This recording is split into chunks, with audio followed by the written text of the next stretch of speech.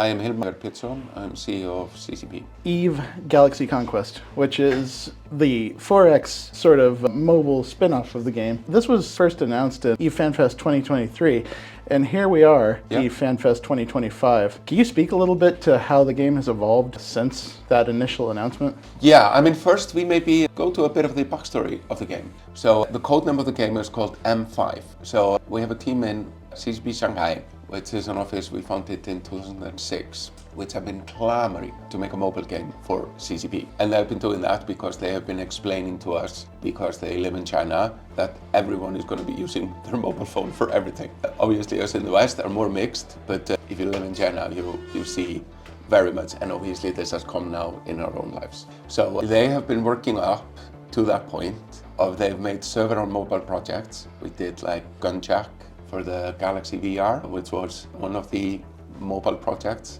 they've done. We've done Portal for EVE, etc. And Galaxy Quest was the fifth mobile project they've been sort of warming up to, which is a fully fledged mobile game, obviously.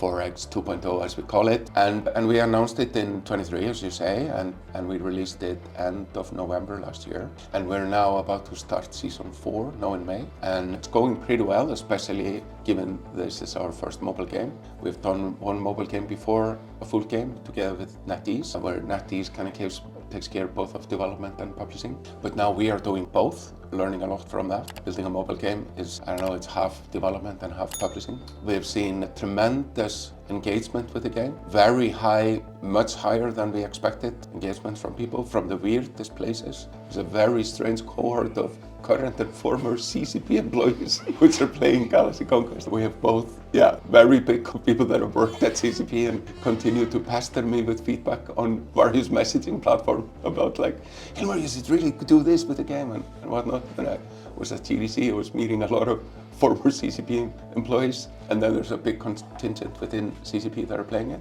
And I would say, I mean, as a first release from a company that's never made a full-fledged mobile game before, we're off to a great start.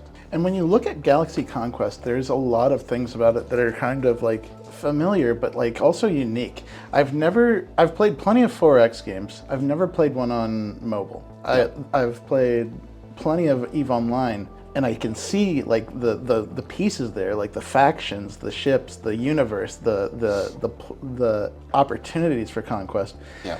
But to see it like actually translated into that 4X style, it's so interesting to see like all these odd little things come together into this particular part of EVE. Yes. So, I mean, the game is obviously kind of inspired by like EVE Online, the IP, and then the 4X genre.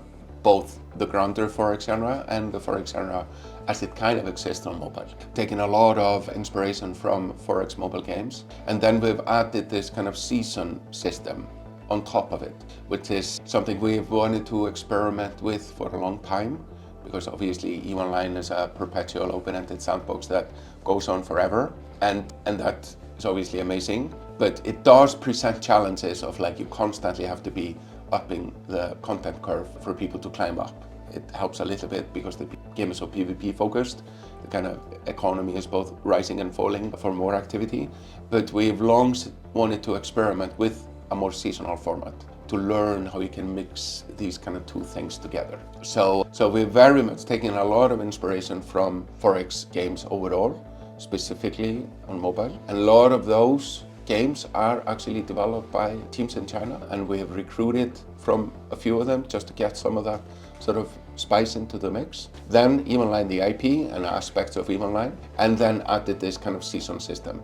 That has kind of gone into the pot to stew together Galaxy Conquest as we have it today. And like, I remember talking to the devs a while back, and it was this idea with the seasons where like, you might be able to get to the top, you might be the big dog at the end of the season, but like then you got to have that opportunity for others to kind of take that mantle away from you. And how difficult has it been to like, can you speak to a little bit of the challenge of like building that system where nobody stays on top forever? So, I mean, it is a big challenge, and because we're doing it in a way that the season roll out at different times in different servers. So there's a lot of mechanics about like how we merge the servers together. Like at the end of a season, we merge kind of different cohorts from different servers together to start a new one. So that dynamic, how you get the mix right for a new season, is very much something we are like learning a lot from, looking at data, doing different type of picking cohorts and mixing it together.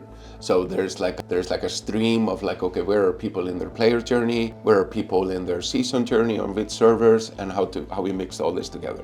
And getting that right so we get kind of the perfect mix that lasts for a certain amount of season length is something we're very much kind of tweaking and tuning. So it does present some challenges, but I think those are exciting challenges, and we have gathered a lot of data to kind of improve the process for each season as we roll into season 4. And obviously, CCP is no stranger to monetization in a free-to-play game, but like, and especially in free-to-play games on mobile, the monetization systems are such like, they're almost expected by any given player when you look at a game like that. Yeah. And how do you approach with a game like Galaxy Conquest, making sure that like balancing monetization versus player effort?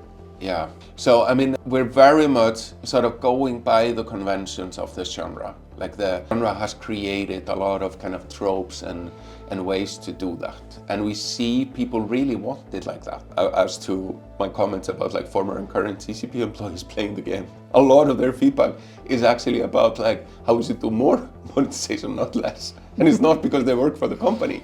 They just, well, in this game I can do X, Y, and Z.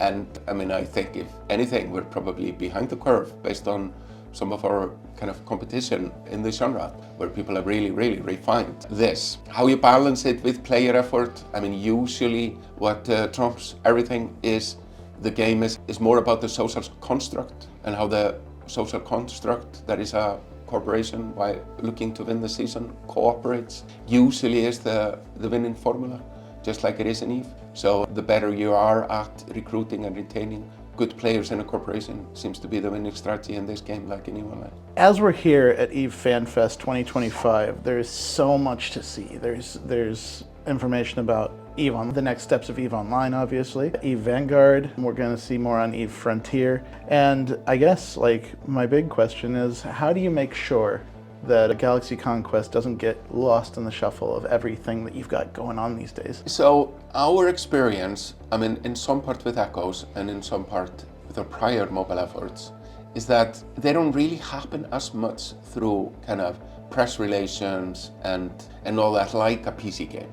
Like, we're very much here like demonstrating a lot of our PC games with hands-on and things like that. On mobile, it seems to happen a lot more through customer acquisition and really mastering that. And obviously community engagement and management through Discord and all the memes and all that. But there seems to be less of, and maybe it will develop as the game develops, as kind of people are flying across the world to go and join up with their faction in a mobile game. So, I mean, obviously we see that in spades in EVE. We're here largely because of that need.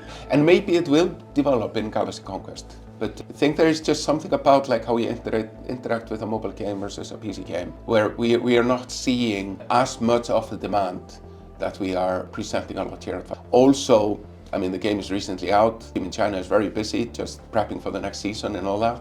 Flying them over from Shanghai to here is a major investment of time and opportunity cost of doing that. And we just haven't felt as much kind of calling from the people that are coming to FanFest about learning about that. But I'm sure, I mean, we always do a good survey. I mean, if there's a big call out for more Galaxy Conquest for next year, then absolutely we will bring the team over and get something going. And is there anything in particular as the team gets ready for the next big thing that fans can look forward to, like players and fans as they look at Galaxy Conquest, as they can look forward to in the time ahead? So I think, I mean, the transition between seasons, I think we will be improving that a lot. We've gotten some good feedback on that.